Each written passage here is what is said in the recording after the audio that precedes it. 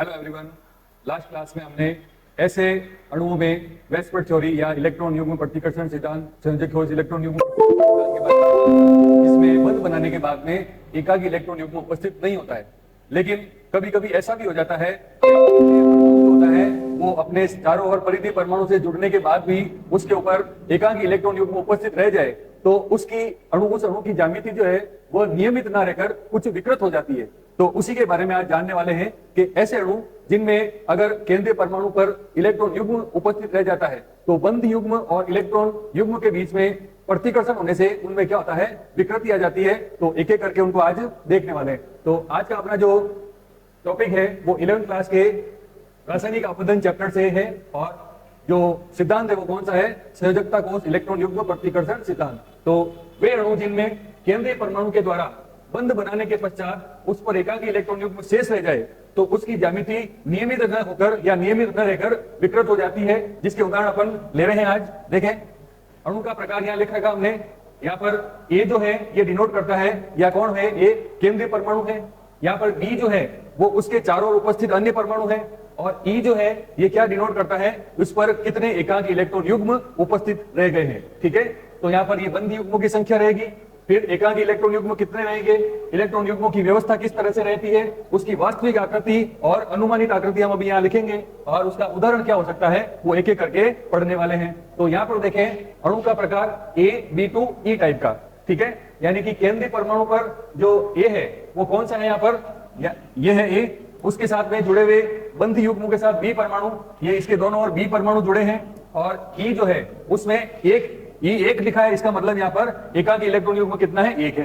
ठीक है, यहाँ पर बंध युग्मों की संख्या कितनी है, 2 है, यहाँ 2 लिखा हमने।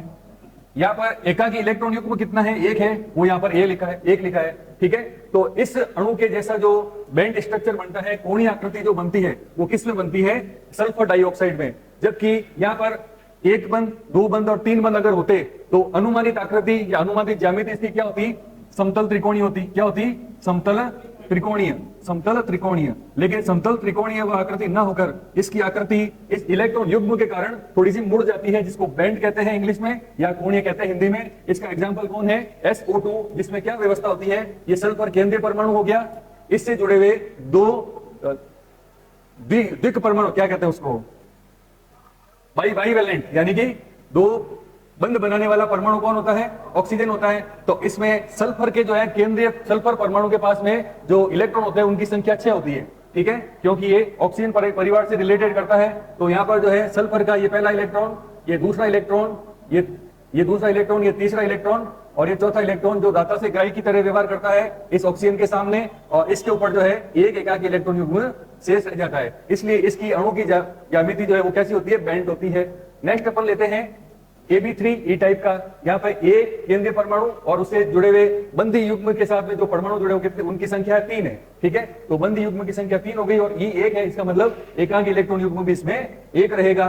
तो यहाँ पर एक केंद्रीय परमाणु, उससे जुड़े हुए 3 परिधीय परमाणु और एक जो है एकाकी इलेक्ट्रॉन युग्म।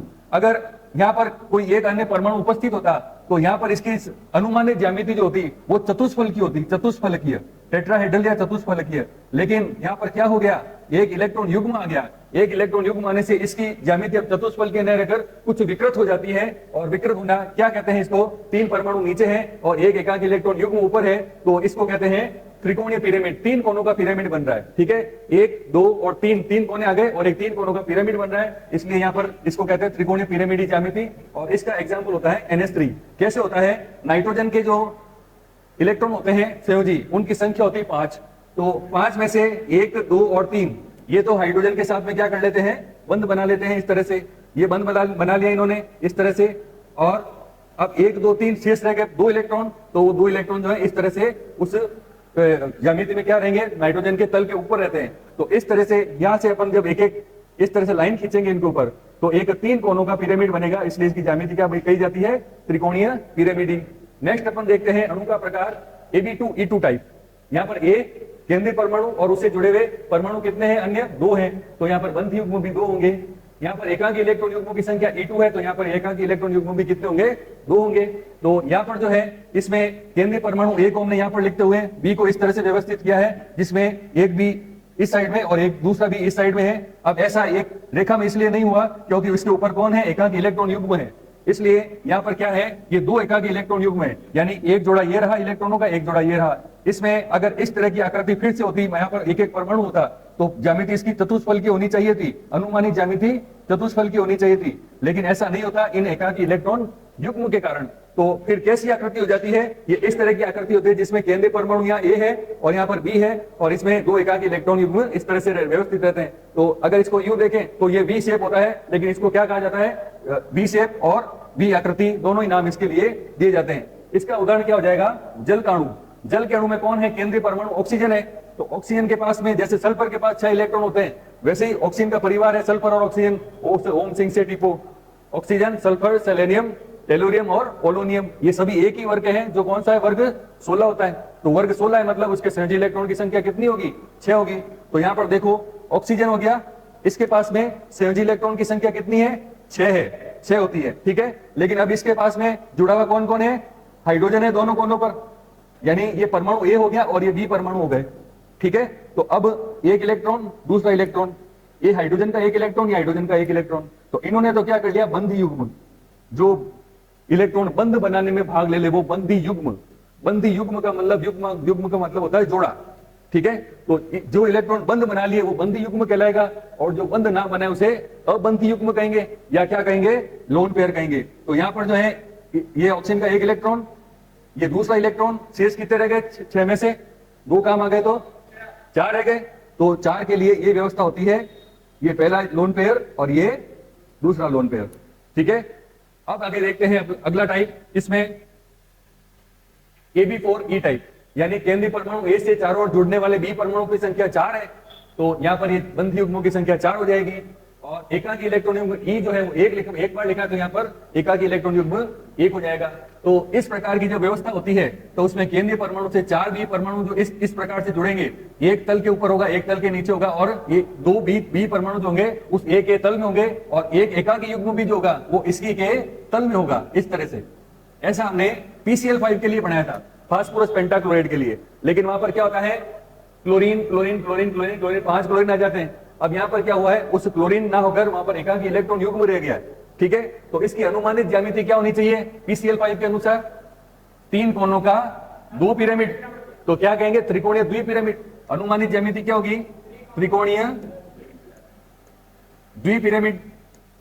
2 पिरामिड बनेंगे, ऊपर बनेगा एक, नीचे बनेगा, लेकिन यहां पर पिरामिडी त्रिकोणीय द्विपिरामिडी।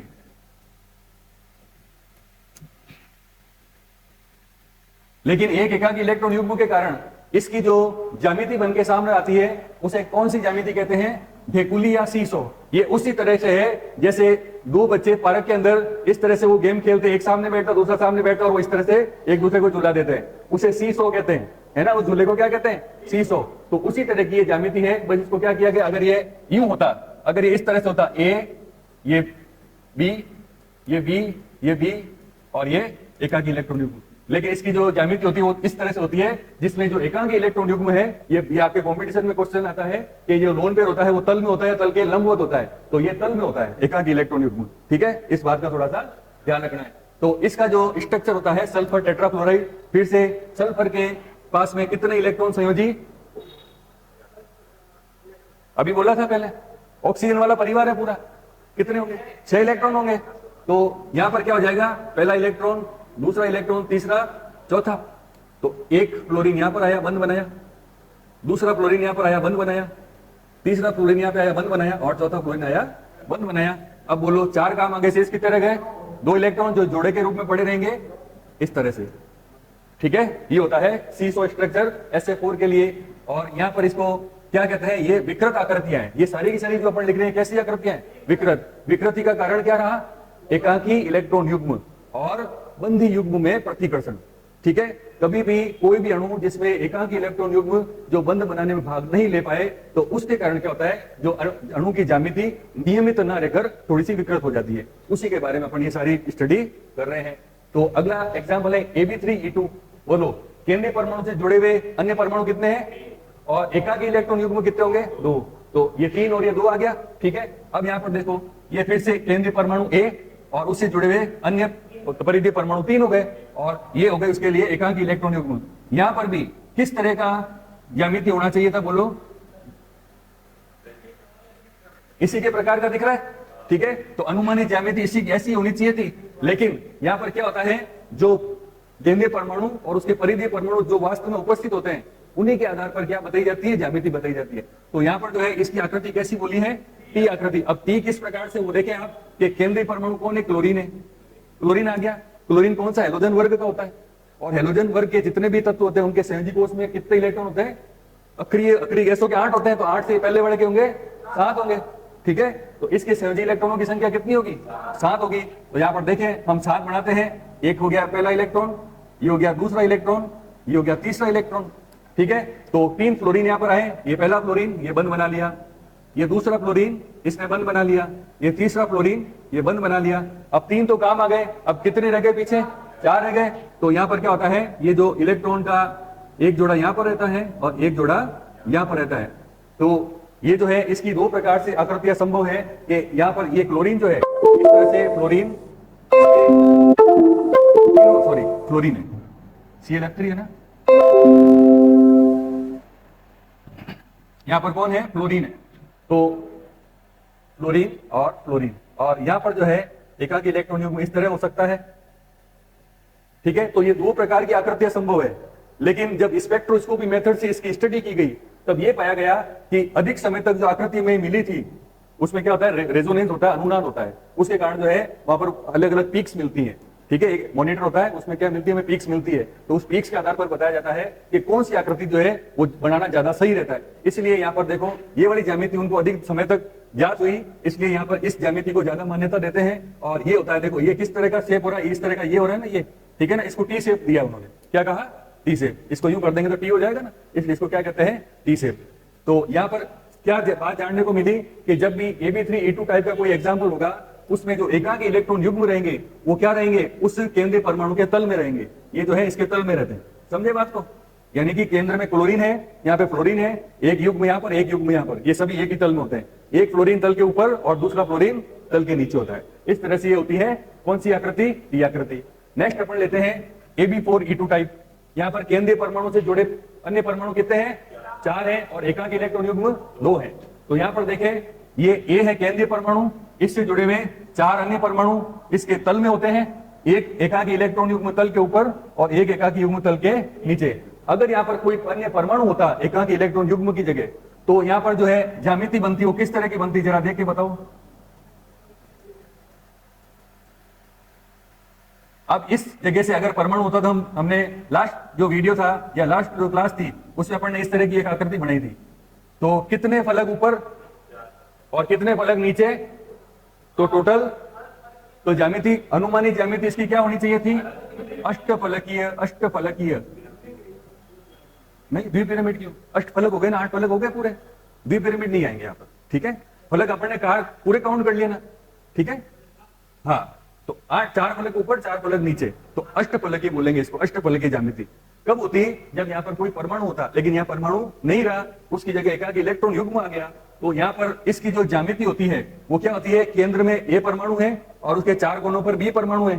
तो यहाँ से क्या बनता है, एक स्क्वायर बनता है, वर्ग बनता है, ठीक है। और सभी समतल में एक ही तल में है, इसलिए इसकी ज्यामिति को कहते हैं वर्ग समतलीय ज्यामिति, ठीक है।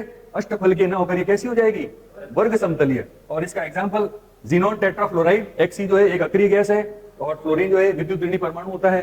तो ये जो अक्रिय गैस होती हैं इनके जो संयोजी कोष में इलेक्ट्रॉनों की संख्या कितनी होती है बोलो, 8 होती है ना, इसीलिए इनको अक्रिय गैस कहते हैं, इनका अष्टक गुण है। तो यहाँ पर देखो कितने, एक इलेक्ट्रॉन, दूसरा इलेक्ट्रॉन, तीसरा इलेक्ट्रॉन और चौथा इलेक्ट्रॉन, ठीक है। तो ये तो हो गए इसके 4 इलेक्ट्रॉन, वे जिसने फ्लोरीन के साथ में साझा करके बंध युग्म बनाया है। ये दूसरा फ्लोरीन, ये तीसरा फ्लोरीन, और ये 4th फ्लोरीन, चौथा फ्लोरीन, और एक, अब 8 में से 4 ने क्या किया, बंद बना लिया। अब बच गए कितने, 2, एक जोड़ा ऊपर और एक जोड़ा नीचे। तो इसकी जो ज्यामिति बनेगी कैसी बनेगी, वर्गाकार समतल या समतल वर्गाकार या वर्ग समतली, एक ही बातें हैं सारी, ठीक है। कोई भी आप नाम दो, वो सभी एक ही चीजें होती है। ये बात समझ में आ गई। चलो आगे देखते हैं, एक और एग्जाम्पल रह गया है Ab5E टाइप का। इसमें बॉन्डिंग या बंधी युग्म जो है उनकी संख्या 5 है, और एकाकी इलेक्ट्रॉन युग्म एक है। एकाकी इलेक्ट्रॉन युग्म को एलपी या लोन पेयर भी कहते हैं। ठीक है, तो यहाँ पर इस प्रकार की ज्यामिति जब बनेगी तो एक केंद्रीय परमाणु से 4 बी परमाणु तो एक ही तल में होंगे, एक ही तल में होंगे, और 5वां बी परमाणु जो होगा वो क्या होगा, तल के ऊपर होगा, और एक एकाकी इलेक्ट्रॉन युग्म जो है इस तरह से रह जाएगा, इसमें इस तरह से रह जाएगा एक एकाकी इलेक्ट्रॉन युग्म। ठीक है, तो इस एकाकी इलेक्ट्रॉन युग्म के कारण यहाँ पर इसकी अणु की ज्यामिति होनी क्या चाहिए थी, देख के बताओ। अष्ट, वेरी गुड, अष्टफल की होनी चाहिए थी, क्योंकि 4 फलक ऊपर और 4 फलक नीचे बनते हैं। लेकिन यहाँ पर क्या हो गया, अब यहाँ पर तो परमाणु ही नहीं है, तो वो जगह खाली रह गई, तो क्या बन जाएगा, एक पिरामिड बन जाएगा। लेकिन कैसा कहलाएगा वो पिरामिड, चतुष्फलक नहीं, फलक नहीं, चतुष्फलक नहीं, बोलो वर्गाकार पिरामिड। वर्गाकार, वर्ग हो गया और एक ऊपर, जैसे यहाँ पर देखो 1 2 3 4 परमाणु यहाँ पर है, एक परमाणु यहाँ पर है, तो यहाँ पर इससे लाइन जब खींचेंगे हम तो वर्ग पिरामिडी ज्यामिति। ठीक है, तो ज्यामिति बनेगी वर्ग पिरामिडी या वर्गाकार पिरामिड, वर्ग पिरामिड। बोलो बात समझ में आ गई ना। ठीक है, और एक एकाकी इलेक्ट्रॉन युग्म यहाँ रह जाएगा। तो इसके लिए हम जब हम बनाएंगे तो केंद्रीय क्लोरीन परमाणु, उससे के जो संयोजी इलेक्ट्रॉन होंगे, हैलोजन है 7 है, तो 7 में से आ गए कितने काम, 5 काम आ गए, ये 5 काम आ गए, एक फ्लोरीन, दूसरा फ्लोरीन, तीसरा फ्लोरीन, चौथा फ्लोरीन और 5वां। ये 4 फ्लोरीन तो क्या है, इसके तल में है, और एक जो है तल के ऊपर है इस तरह से, और एक एकाकी इलेक्ट्रॉन युग्म जो है या इलेक्ट्रॉनों का जोड़ा है वो यहाँ पर नीचे की साइड है, ये वाला। ठीक है, तो इस तरह से अपने को जो ज्यामिति मिलेगी इसकी, ये इस फ्लोरीन से हम 4 जब लाइनें खींचेंगे तो अपने को कैसी ज्यामिति मिलेगी, वर्ग पिरामिड। वर्ग के आकार का एक पिरामिड है, जो मिस्र के पिरामिड है ना, मिस्र के पिरामिड की आकृति को समझो, याद करो, वो कैसी होती है, उसी टाइप की होती है। ठीक है, वो वर्ग पिरामिड कहलाएगा। एक जो है आपके क्वेश्चन ये आता है कि जल तथा अमोनिया में बंध कोण मेथेन से कम होता है, जबकि इन सभी में संकरण sp3 होता है, ऐसा क्यों है। ठीक है, तो देखिए आप लोग, हमने मेथेन का स्ट्रक्चर पहले बनाया है, इस तरह का होता है, ये देखो, ये कार्बन से जुड़े हुए 4 हाइड्रोजन। ठीक है, सिग्मा बंधों की संख्या यहाँ पर कितनी है, 4 हो गई। फिर एक लेते हैं हम अमोनिया अणु NH3, NH3, और इसमें आपको देखने को मिलेगा, अभी थोड़ी देर पहले देखा हमने, NH3 में एक एकाकी इलेक्ट्रॉन युग्म नाइट्रोजन के एकाकी इलेक्ट्रॉन युग्म रह जाते हैं नाइट्रोजन तत्व पर, और एक होता है जल, वाटर, इसमें OH2, और इसमें 2 एकाकी इलेक्ट्रॉन युग्म रह जाते हैं। ठीक है, तो अब यहां पर कहते हैं, यहां पर सिग्मा बंधों की संख्या 3 है, यहां पर सिग्मा बंधों की संख्या 2 है, तो एक सूत्र संकरण याद करने के लिए होता है, H बराबर hybridisation is equal to sigma बंधों की संख्या प्लस लोन पेयर एकाकी इलेक्ट्रॉन युग्मों की संख्या प्लस कोऑर्डिनेशन बॉन्ड या उप सहसंयोजक बंध की संख्या। अब बताएंगे कि पहले उप सहसंयोजक बंध क्या होता है। जब किसी 2 अणुओं में से एक परमाणु के पास में बंध बनाने के बाद एकाकी इलेक्ट्रॉन युग्म रह जाए, और दूसरे अणु में केंद्रीय परमाणु के पास बंध बनाने के पास में पूरे अष्टक उसका पूर्ण ना हो, कम इलेक्ट्रॉन रह जाए, तो इसमें क्या होता है, जिसके पास एकाकी इलेक्ट्रॉन युग्म होता है वो पूरा का पूरा क्या करता है, उस बंध के युग्म को बीच में ले आता है और दोनों परमाणु आपस में बंध बना लेते हैं। इसका मैं एग्जांपल आगे बता देता हूं आपको। पहले जैसे ये अपने पास में है BF3, ठीक है, और एक है NH3। अब नाइट्रोजन के संयोजी कोष में होते हैं 5 इलेक्ट्रॉन, 5 में से 3 काम आ गए, एक जोड़ा रह गया। ठीक है, और बोरोन के संयोजी कोष में कितने इलेक्ट्रॉन होते हैं, 3 होते हैं। 3 होते हैं, तो तीनों ने क्या कर लिया, बंध बना लिया। तो एक अष्टक का नियम क्या कहता है कि वो अणु कब स्थायी होगा, जब उसके पास में 8 इलेक्ट्रॉन होने चाहिए। तो यहां पर देखो इसके पास में कुल इलेक्ट्रॉन 1 2, ये केंद्रीय परमाणु की बात करेंगे, 1 2 3 4 5 6, तो यहां पर 6 इलेक्ट्रॉन है। और यहां पर देखो 1 2 3 4 5 6 7 8, यहां पर 8 इलेक्ट्रॉन है। लेकिन इसमें क्या रह गया कि इलेक्ट्रॉन युग्म रह गया बंध बनाने के बाद भी, तो क्या करता है, ये साझा करता है इस तरह से कि ये BF3 जो है इसके पास में और NH3 के पास में जो एकाकी इलेक्ट्रॉन युग्म है वो ये पूरा पूरा, ये 2 इलेक्ट्रॉन है, ये पहला इलेक्ट्रॉन, ये दूसरा इलेक्ट्रॉन, इसने क्या कर दिया, बोरोन के रिक्त पड़े P कक्षक में इसको दे दिया, जिससे क्या हो गया, एक बंध का निर्माण हो गया। और जब दाता से ग्राही की और तीर के निशान द्वारा जो बंध बनता है उसे उप सहसंयोजक या कोऑर्डिनेशन बॉन्ड कहते हैं। ठीक है, तो अब देखो यहां पर जब ये इलेक्ट्रॉन एक तो ये रहा, इसकी अब मैं इसको यहाँ पे एक ही बना रहा हूं और एक यहाँ पे बना देता हूं। बोलो बात समझ में आई। इस तरह से ये एक दाता से ग्राही की ओर का बंध बन गया। अब आप देखो बंध बनने के बाद में क्या इसमें स्थायित्व आएगा, इसके इलेक्ट्रॉन देखो कितने हो गए, 6 पहले थे, 2 8 हो गए, और इसके पास तो वही 8 ही रहेंगे अभी भी। तो इस तरह से इनमें क्या आ जाता है, स्थायित्व आ जाता है। तो वापस चलते हैं पीछे। तो सिग्मा बंधु की संख्या पहले वाले बोलो कितनी है CH4 में, तो H बराबर 4 प्लस, क्या कोई एलपी है, एकाक इलेक्ट्रॉन युग्म नहीं है, 0। क्या कोई है उपसर्जक बंध, नहीं है, 0।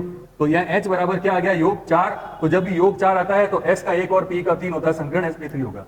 ठीक है। दूसरा NH3 में यहां पर H बराबर क्या हो जाएगा, हाइब्रिडाइजेशन। H का मतलब हाइब्रिडाइजेशन। ठीक है। क्या हो जाएगा बोलो, सिग्मा मेम 3 है, लोन पेयर 1 है, कोऑर्डिनेशन बॉन्ड 0 है, तो बोलो 4 आया उत्तर, sp3 होगा। नेक्स्ट अपन लेते हैं वाटर का मॉलिक्यूल H2 होगा। तो यहां पर आप देखें H बराबर कितना हो गया, 2 प्लस तो बराबर, तो इसमें भी संकरण, तो संकरण तो सभी में sp3 है। लेकिन यहां पर यह बात कही जाती है कि इसमें कोई भी एकाक इलेक्ट्रॉन युग्म नहीं है। ऐसा कोई डॉट दिख रहा है क्या यहाँ पर, नहीं दिख रहा है। इसका मतलब इस अणु की ज्यामिति जो है नियमित होगी। क्या होगी, नियमित होगी। और नियमित होने से इसकी ज्यामिति कहेंगे चतुष्फलकीय। क्या कहेंगे, चतुष्फलकीय। ठीक है। फिर इसमें क्या होता है, जो बंदी युग्म है, इधर जो बंदी युग्म है और जो एकांकी इलेक्ट्रॉन युग्म है, जब एकांकी इलेक्ट्रॉन युग्म रहते हैं तो उस बंदी युग्म और एकांकी इलेक्ट्रॉन युग्म होता है भयंकर प्रतिकर्षण। और प्रतिकर्षण के कारण जो है इसका बंध कोण जो है नियमित बने रहकर, जब यहाँ पे कोई बंद एकांकी इलेक्ट्रॉन युग्म है और ये बंदी युग्म है, तो उसमें और इसमें क्या होता है, प्रतिकर्षण होगा, तो ये इसको नीचे की ओर धकेलेगा। तो नीचे की ओर धकेलेगा तो बंद कोण जो है नियमित ना रहकर, ये नियमित होता है 109.5 डिग्री, यहाँ पर हो जाएगा आपका कुछ कम, जो 160 डिग्री हो जाएगा, कम हो जाएगा। वो प्रतिकर्षण करेगा। जैसे मान लो ये है अपने पास में 109 डिग्री है, तो कुछ प्रतिकर्षण हुआ तो ये घट गया, तो कितना हो गया, 160 डिग्री। अब यहाँ पर देखो, यहाँ तो एक ही था, यहाँ दो आ गए, तो इनमें भी प्रतिकर्षण हो रहा है। तो ये प्रतिकर्षण होने से क्या करेंगे, इसको नीचे की ओर धकेलेंगे, तो ये और ज्यादा कम हो जाएगा। तो यहाँ पर वाटर मॉलिक्यूल में बंद कोण 104.5 डिग्री ही रह जाता है। तो क्या एक बात समझे कि प्रतिकर्षण की बात करें, प्रतिकर्षण जो है किस तरफ बढ़ता है, प्रतिकर्षण जब अपने पास में दो के अंदर कंपैरिजन करेंगे, बंधी युग्म और बंधी युग्म। ठीक है। और फिर आ गया बंधी युग्म के साथ एकांकी युग्म, और फिर दोनों ही आ गए, एकांकी युग्म, दो आ गए, एकांकी युग्म और एकांकी युग्म, एकांकी युग्म। तो जब ज्यादा एकांकी युग्म उपस्थित होंगे तो उनमें होगा सबसे अधिक प्रतिकर्षण। ये इस तरह का जो मुंह खुला है, जिस तरह मुंह खुला है वो बड़ा है, जिस तरह मुंह बंद है वो छोटा है। फिर होता है सबसे कम प्रतिकर्षण बंध युग्म में, और एक एक हो दोनों, तो इसलिए बीच के रहता है। इस तरह अपन लिखते हैं प्रतिकर्षण बढ़ता है, इस तरह प्रतिकर्षण बढ़ता है।